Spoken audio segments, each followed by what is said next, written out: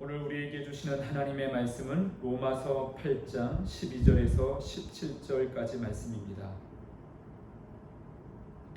함께 말씀을 봉독합니다.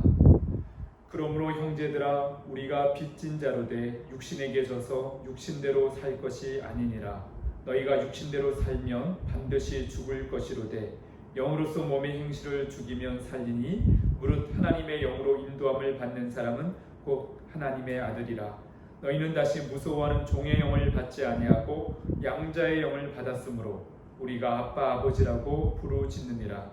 성령이 친히 우리의 영과 더불어 우리가 하나님의 자녀인 것을 증언하시나니 자녀이면 또한 상속자 곧 하나님의 상속자요 그리스도와 함께한 상속자니 우리가 그와 함께 영광을 받기 위하여 고난도 함께 받아야 할 것이니라. 아멘.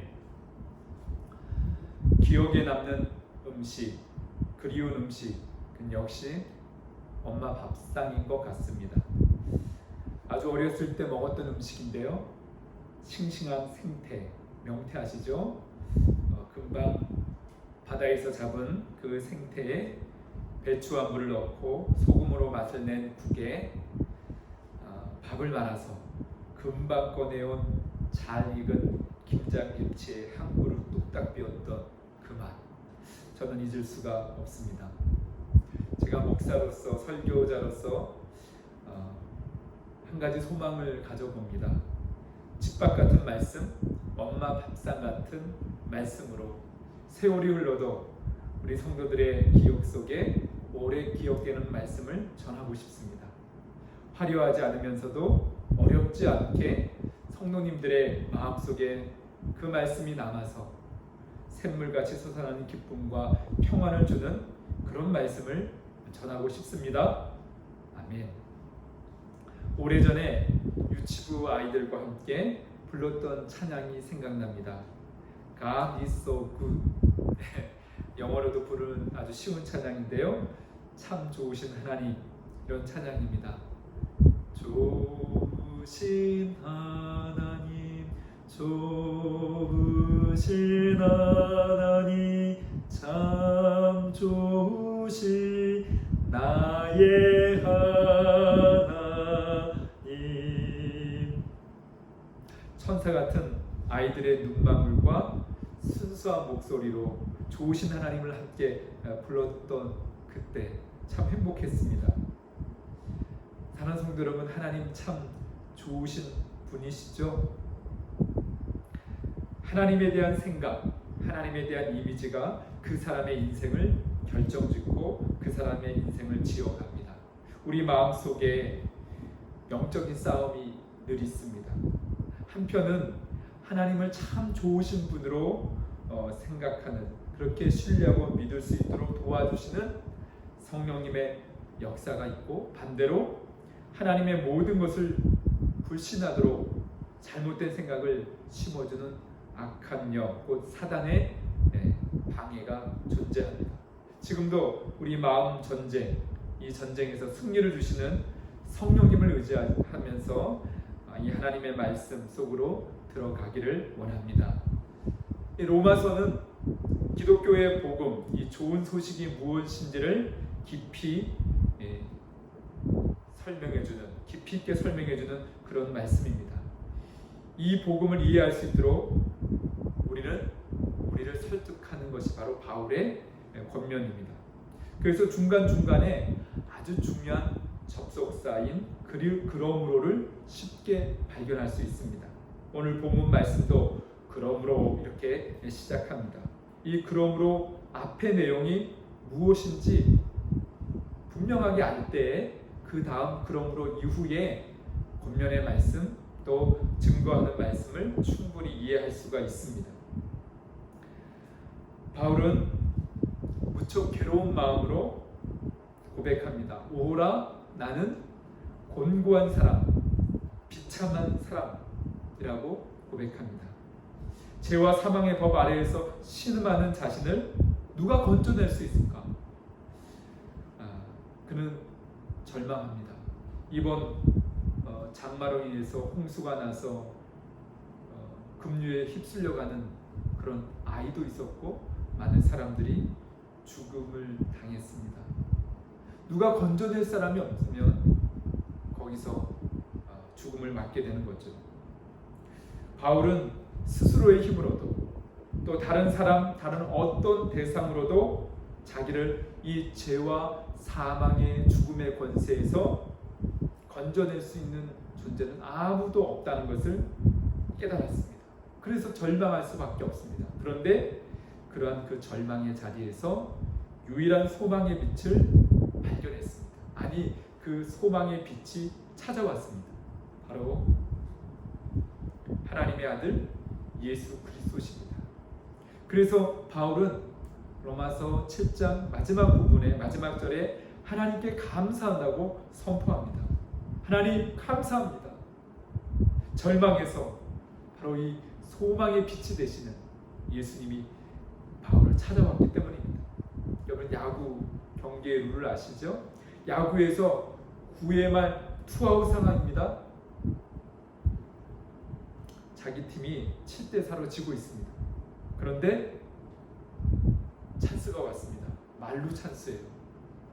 마지막 타자를 대타로 기용했는데 이 선수가 스윙을 해서 아웃을 당하면 경기는 끝납니다. 그런데 이 선수가 친 타구가 홈런이 되면 그 홈런은 굿바이 말로 홈런. 그래서 7대4에서 4점을 보태서 8대7로 역전의 드라마를 쓰게 되죠. 실제로 이런 경기들이 종종 일어나게 됩니다. 그러면 그 팀을 응원하던 관중들이 기뻐서 어쩔 줄 몰라 하면서 환호하게 되죠. 우리 표현으로 하면 할렐루야입니다. 할렐루야. 그렇게 홈런을 친 선수가 홈으로 들어와서 선수들을 환호하는 것을 맞을 때 막 얼음물을 갖다 붓고요. 그리고 전 팀원들이 머리를 치면서 함께 기뻐해 줍니다. 여러분, 이스라엘 백성이 이집트의 바로의 손에서 완전히 자유를 얻게 되는 사건이죠. 홍해를 건넌 사건을 연상하면 이와 똑같습니다. 예수님 안에 있는 사람들은 더 이상 죄와 죽음이라는 잔혹한 폭군 밑에서 평생 매어 사는 것에서 완전히 해방되었습니다. 일제 36년 동안 우리는 식민 통치를 받았지만 우리의 힘이 아니라 이제 강대국의 힘에 의해서 전쟁에서 일본이 패망하면서 우리는 해방된 그 기쁨을 누렸습니다. 이 놀라운 구원을 주시는 분이 바로 하나님이십니다. 하나님의 아들 예수님께서 우리의 죄값을 대신 해결해 주셨습니다. 십자가에 피 흘려 죽으심으로 말미암아 이제 우리는 죄의 본성인 육신을 따르는 존재가 아닌 성령님께서 주시는 그 생각을 따라 순종하며 생명과 평안을 누리는 존재가 되었습니다. 하나님과 더불어 기쁨을 나누는 그런 존재가 되었습니다. 하나님께서 십자가에 죽으신 예수님을 살리신 것처럼 죄로 죽을 우리의 존재를 성령으로 말미암아 다시 살려 거듭나게 함으로 생명의 삶을 누리게 하셨습니다. 그러므로 이제 그 다음 오늘 본문 말씀입니다. 어떤 말씀이 전개되어야 될까요? 우리에게 무엇을 권면해 주고 있습니까? 바울은 오늘 본문에서 그러므로 이제 우리는 누구입니까? 우리의 정체성을 분명하게 이해할 것을 말씀해 주고 있습니다. 그리고 그 정체성을 가지고 내가 누구인지 이 확신을 가지고 어떻게 살 것인가, 어떤 방향을 가지고 어떤 목적을 가지고 살 것인가를 권면해 주고 있습니다. 기독교의 복음의 능력을 실제로 경험하는 방법은 아주 단순합니다. 예수님 안에서 내가 누구인지를 끊임없이 깨닫고 주장하는 것입니다. 내가 누구인지를 제대로 알 때 우리의 삶의 변화가 그때부터 비로소 가능해집니다. 이제 그러면 우리가 어떤 존재인지 오늘 본문에서 4가지로 나누어서 함께 말씀을 나누겠습니다. 첫째는 그러므로 형제들아 이렇게 부르고 있습니다. 우리는 예수님의 형제 자매들입니다. 우리는 예수님을 구주로 영접한 후에 하나님의 자녀가 되는 권세, 새로운 신분을 얻게 되었습니다. 예수님, 그분이 하나님의 아들이지 않습니까? 예수님도 하나님의 아들, 우리도 하나님의 아들과 딸. 예수님 때문에 우리가 하나님의 자녀가 되는 권세를 얻었는데요. 그렇다면 우리의 구원자 되시는 예수님은 우리가 예수님 뭐라고 불러도 될까요? 형님, 오빠 이렇게 부르는 그런 관계입니다. 이것이 참 어색할지도 모르지만 이것은 영적 관계의 신비입니다. 그래서 우리는 예수님 안에서 형제요 자매입니다. 예수님 안에서 한 가족입니다. 이것이 교회의 본질입니다. 제도적인 교회 안에서 목사, 장로, 권사, 집사 이런 직분과 호칭을 우리는 가지고 있습니다. 근데 이것은 기능적인 의미에서 직분입니다. 이것을 마치 계급으로 인식하는 순간 우리는 경직될 수밖에 없습니다. 그리고 또 하나님 원치 않는 경쟁이 거기에서 일어납니다. 적지 않은 갈등이 생깁니다. 직분은 주님의 몸된 교회를 섬기기 위한 제도적인 신분입니다. 그것도 너무 귀하고 하나님께서 우리에게 주신 부분입니다. 그러나 교회의 직분 이전에 본질적인 신분, 이것이 훨씬 중요합니다. 우리가 예수님 안에서 형제 자매라고 하는 이 사실을 우리가 잊지 말아야 될 줄 믿습니다. 그래서 우리는 모든 성도들, 모든 교우들을 무조건적으로 용납하고 서로 사랑하고 서로 용서하고 서로 화목한 것이 당연합니다. 여러분, 가족이면 물론 우리가 옛 자아와 옛 성품을 가지고 있으면 가족들 안에도 불화가 일어나죠. 사탄이 그것을 좋아합니다. 그것을 조장합니다. 그러나 우리가 하나님의 자녀로서 형제 자매가 되어서 서로를 대할 때 사랑하고 용서하고 화목한 것이 당연한 것이고 하나님께서는 그것을 기뻐하십니다. 이것이 하나님의 아버지의 뜻입니다.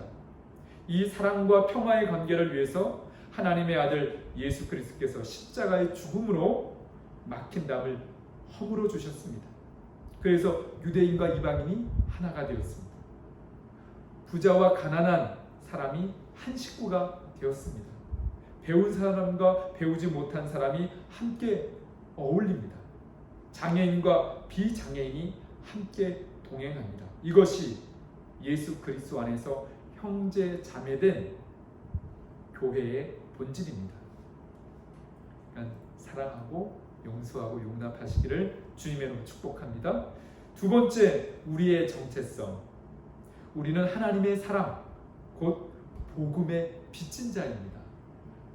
빚은 지지 말고 살아야죠. 그러나 하나님의 사람, 하나님의 이 복음의 빚은 이미 우리는 태어날 때부터 그 빚을 지고 태어납니다. 이 빚은 이 빚진 자의 마음을 깨닫는 것이 축복입니다. 이 빚을 어떻게 우리가 갚을 수가 없습니다. 절대 갚을 수 없는 사랑입니다. 그래서 우리는 그냥 이 받은 사랑과 이 복음의 빚을 자연스럽게 흘러 보내는 수밖에 없습니다. 하나님께 갚을 수가 없습니다. 이 받은 것이 우리에게서 멈춰지거나 거기서 메마른 것이 아니라 늘 감사하고 늘 이 빚진 자의 마음을 가짐으로 이 사랑은 너무나 풍성한데 이 복음의 능력은 너무나 위대한데 그것을 흘려보내는 것이죠. 값없이 받았기 때문에 값없이 나누어줘야 하는 것, 이것이 복음입니다. 그런데 여전히 육신에 빚진 상태로 살아갈 때가 많습니다. 우리는 예수 그리스도를 만나기 전에 죄로 말미암아 육신의 빚을 진 사람들입니다. 육신이 요구하는 대로 그냥 따라서 하나님께 불순종하고 죄와 죽음에 얽매여서 살아가는 그런 인생이었습니다. 그런데 이제는 그 빚이 다 청산됐습니다. 그리고 우리에게 있는 남은 빚은 오직 하나님의 사랑, 이 복음의 능력의 빚을 진 것밖에는 없습니다. 이제 죄의 본성대로 육신에게 빚을 져서 살면 반드시 오늘 말씀에 죽을 것이라고 경고합니다. 그 영이 죽습니다. 그 인생의 그 존재의 마지막이 파멸로 끝이 납니다. 이 똑같은 경고의 말씀을 하나님께서는 세상을 창조하시고 처음부터 말씀하셨습니다. 창세기 2장 17절 하나님의 유일한 경고 메시지가 있지 않습니까? 선악을 알게 하는 나무의 열매는 먹지 말라. 내가 먹는 날에는 반드시 죽으리라 하시니라. 이 메시지는 나는 하나님이고 너는 나의 피조물이다. 그러니까 모든 자유를 너에게 내가 주었다. 그것을 마음껏 누리되 하나님의 권위, 내가 하나님됨, 하나님이 하나님됨을 도전하거나 불순종하지 말라. 그러면 반드시 죽게 된다는 것이죠. 왜 인간은 육신이 되었습니까? 하나님의 이 말씀에 불순종했기 때문이죠. 그래서 하나님과 교제하는 영적인 이 기능이 다 상실되어 버렸습니다. 마비되었습니다. 그 결과 그 마지막은 파멸뿐이었음을 우리는 이 인류의 역사를 보면서 깨닫습니다. 그래서 모든 그리스도인들은 성령의 능력으로 죄의 본성대로 사는 이 몸의 행실, 육신의 행실을 달리 말해서 바울은 옛사람과 옛자아가 이 자아를 예수 그리스도와 함께 십자가에 예수님 죽으신 것처럼 못을 박으라는 거예요. 거기에 예수님이 죽은 그 자리에 우리의 옛사람, 우리의 옛자아의 이 몸의 행실을 못을 십자가에 박는 것처럼 그렇게 죽이면 우리는 산다는 것입니다. 그것을 선포하고 있습니다. 우리의 죽었던 영, 그 영이 다시 살아납니다. 그리고 하나님과 화목하고 화평을 누리는 그 승리를 맛보게 됩니다. 이 비밀을 꼭 간직하시고 늘 주장하셔야 됩니다. 나는 육신에게는 어떤 이제 빛도 지지 않았다. 오직 하나님의 사랑, 복음의 빚진 자인 것을 그렇게 감사하면서 사시기를 주님으로 축복합니다. 세 번째, 오늘 말씀의 핵심입니다. 하나님의 자녀라는 신분을 우리가 소유했습니다. 노예처럼 죄와 죽음에 끌려다니는 그런 삶을 완전히 청산할 수 있게 됐습니다. 우리 안에 예수 그리스도의 영, 하나님의 영이신 성령님이 계십니다. 그 성령님께서 우리가 하나님의 자녀인 것을 끊임없이 증언해 주신다고 말씀하셨습니다. 이 증언이라는 것은 우리를 도와주시는 가장 유능한 변호사, 상담자라는 그런 의미입니다. 그래서 우리는 스스로도 나는 하나님의 자녀야, 구원받은 하나님의 자녀는 그 영이 스스로를 그렇게 증언합니다. 나 하나님의 자녀야. 그뿐만 아니라 우리 안에 계신 성령님께서 끊임없이 너는 하나님의 자녀야 하고 우리를 변호해주고 우리를 위해서 증언해주고 계십니다. 그런데 어떻게 하나님을 고백하게 하신다고요?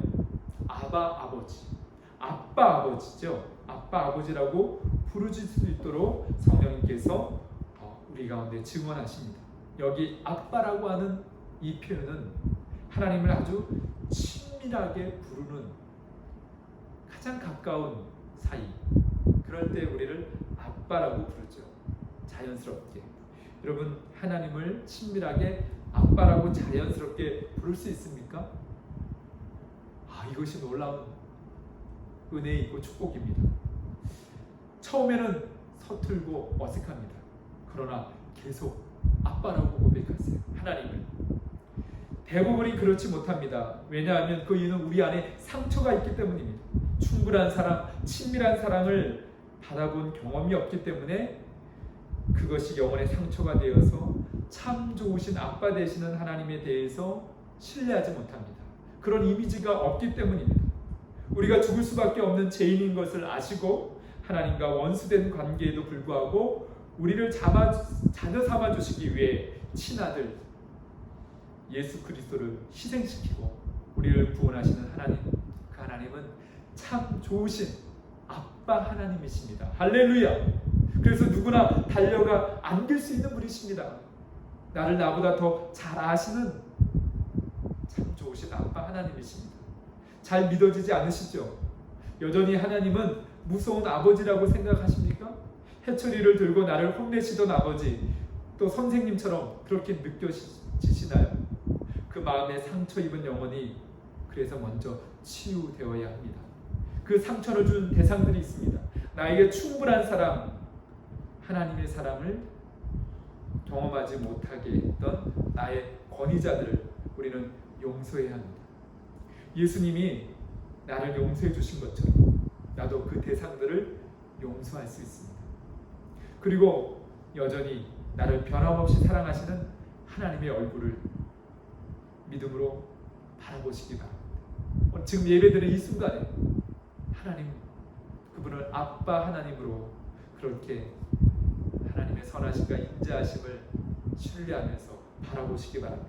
그리고 믿음으로 그 품으로 달려가시기 바랍니다. 여전히 기다리시는 참 좋은 아빠 하나님께서 안아주시고 기다리십니다. 품어주십니다. 그리고 사랑한다고, 내가 너를 좋아한다고, 잘 왔다고 그렇게 우리에게 그 음성을 들려주십니다. 이제 네 번째, 우리는 하나님 나라를 유업으로 받은 상속자들입니다. 우리 안에 불필요한 경쟁은 아빠 하나님의 마음을 아프게 할 뿐입니다. 우리는 각자 다른 기질과 달란트를 가지고 하나님 나라를 위해 부름받은 상속자들입니다. 서로의 은사를 존중해주고 달란트를 발견하게 해서 격려해 줌으로써 하나님 나라를 예수님과 함께 공동으로 상속받을 수 있게 우리에게 이 놀라운 복음의 말씀을 허락해 주셨습니다. 이것이 바로 하나님 자녀의 특권입니다. 상속자라고 하는 이 신분, 이 땅에서 이 권세를 누릴 수 있습니다. 그러나 이 땅에서 우리는 누구나 또 고난 가운데 있습니다. 고난이 있습니다. 하나님의 자녀들도 이 땅에서는 고난이 있습니다. 그런데 아빠 하나님께서 우리가 고난과 환난을 당한 것을 모르시는 분이 아니시죠. 다 알고 계십니다. 아시지만 그 고난과 환난을 영광을 위한 재료로 삼아서 모든 것이 합력하여 선을 이루게 하시는 참 좋으신 하나님이십니다. 그 고난과 환난이 우리를 겸손하게 만들고, 로마서 5장에 있는 말씀처럼 3절에 있는 말씀, 환난은 인내를, 인내는 연단은 소망을 이룬 줄을 알미라고 했습니다. 하나님의 사람들 요셉, 다윗도 그 고난과 환난을 재료 삼아서 영광의 자리로까지 하나님께서 하나님의 약속을 이루십니다. 예수님도 십자가에 말할 수 없는 고난을 당하셨습니다. 죄 없으신 예수님께서 그것은 곧 부활의 영광의 아름다운 소망을 이루게 하셨습니다. 그렇기 때문에 지금의 고난이 장차 받을 영광과 비교할 수 없는 것입니다. 그래서 우리가 고난도 감사하게 되는 것입니다. 지금의 환난이 결국은 소망을 이루게 합니다. 지금 전염병으로, 홍수로 고통과 절망 가운데 빠져있는 이들에게 바로 진정한 소망은 예수 그리스도 통한 하나님의 자녀가 되는 것입니다. 하나님의 자녀들은 고난도 그래서 즐거워할 수 있습니다. 환난도 기뻐할 수 있는 것입니다. 우리가 해야 될 역할이 있습니다. 우리가 무슨 이 고난당하고 있는 사람들에게 어떻게 위로자가 될 것인가? 또 그것이 우리의 사명입니다. 터전을 잃어버리고 또 고통 가운데에서 신음하는 우리 이웃들에게 이 놀라운 사랑의 아빠 하나님을 전하고 그들 곁에 좋은 이웃이 되어주는 것, 그것이 우리가 해야 될 역할이기도 합니다.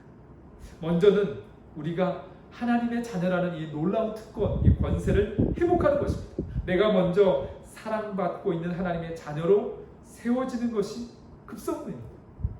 하나님의 사랑이 성령으로 말미암아 풍성하게 부어져서 이것이 흘러 넘쳐야 그 사랑이 자연스럽게 이웃에게 흘러가게 될 줄 믿습니다. 우리는 다 같이 아빠 아버지를 부르면서 그 품으로 달려가길 원합니다. 함께 우리 오늘 찬양하겠습니다. 이 찬양으로 우리의 마음을 주님 앞에 쏟아놓고, 그리고 주님께 기대는 주님의 손으로 우리를 고쳐주시고 우리를 새롭게 세워주시기를 함께 찬양하는 시간을 갖겠습니다. 함께 찬양합니다. 아바 아버지 나를 안으시고 바라보시는 아빠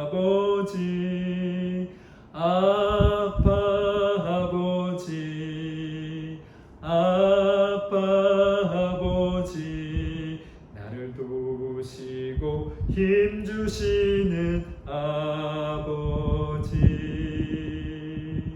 주는 내 마음을 고치시고 볼 수 없는 상처 만지시네. 나를 아시고 나를 이해하시네. 내 영혼 새롭게 세우시네. 사랑의 하나님, 감사합니다. 우리가 하나님을 아빠, 아버지라고 부를 수 있도록 지금도 성령께서 증언하고 계시고 우리를 도와주시니 감사합니다. 우리가 하나님의 사랑의 그 빚을 진 형제, 자매인 것을 깨닫게 해주시고 오늘 하나님의 자녀된 권세를 다시 한번 기억하게 하고 또 주장할 수 있도록 말씀을 들려주시니 감사합니다. 나는 하나님의 자녀, 내가 죄 가운데서 죽을 수밖에 없을지라도 나를 용납하시고 용서하시고 나를 새롭게 해주시는 참 좋으신 아빠 하나님의 자녀인 것을 끊임없이 주장하게 하여 주시옵소서. 뿐만 아니라 하나님 나라의 영광을 위해 하나님 나라에 상속받은 상속자라는 것을 기억하면서 고난도 환난도 넉넉히 이길 수 있도록 은혜를 베풀어 주시옵소서. 이제는 우리 주 예수 그리스도의 은혜와 하나님 아버지의 사랑과 성령님의 교통하심이 하나님 자녀된 권세를 주장하며 하나님 나라의 상속자로 끝까지 인내하고 승리하기를 원하는 빛날 수 있는 모든 성도들 머리 위에 그 가정과 일터와 자녀들 위해 이 나라의 민족과 열방의 모든 굶주린 영혼들 위해 지금부터 영원히 함께해 주시기를 간절히 축원하옵나이다. 아멘.